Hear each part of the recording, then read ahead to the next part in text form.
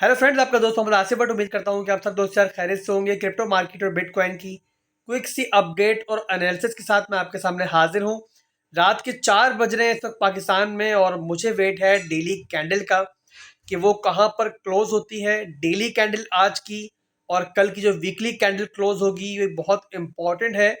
अगले 2-3 हफ्तों में क्या रिजल्ट आना है उसके लिए। अब दोस्तों इस वक्त जो है मैंने पहले बताया कि डेली कैंडल किसी भी सूरत में 40K से नीचे क्लोज नहीं होनी चाहिए। विक्स अगर जाती है 38,000 या 38,500 की रेंज तक भी तो वो प्रॉब्लम नहीं है। ऑब्वियसली मार्केट की लिक्विडिटी जो है उस एरिया में मौजूद है, स्टॉप लॉसेस हैं।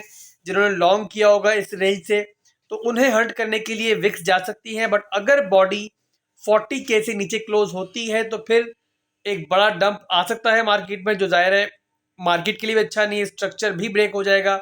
और उसके अलावा दोस्तों इससे भी बड़ी जो इंपॉर्टेंस है वो है कल की वीकली कैंडल की।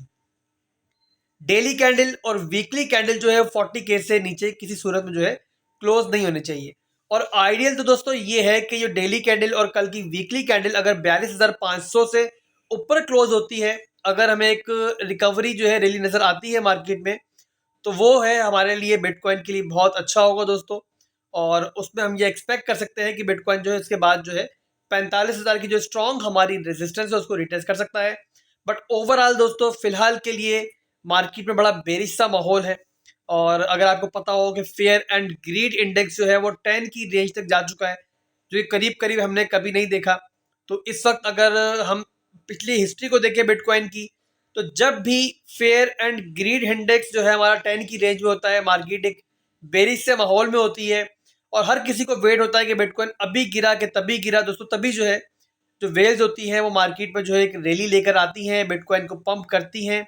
और तो ये हमें नज़र आ सकता है, उसके लिए आप रेडी रहें। ओवरऑल दोस्तों फिलहाल अगर आप लॉन्ग टर्म के लिए प्लान कर रहे हैं तो डिप्स को बाय कीजिए। डिप्स बाय करने से मत घबराइए, बट पार्ट्स में बाय कीजिए।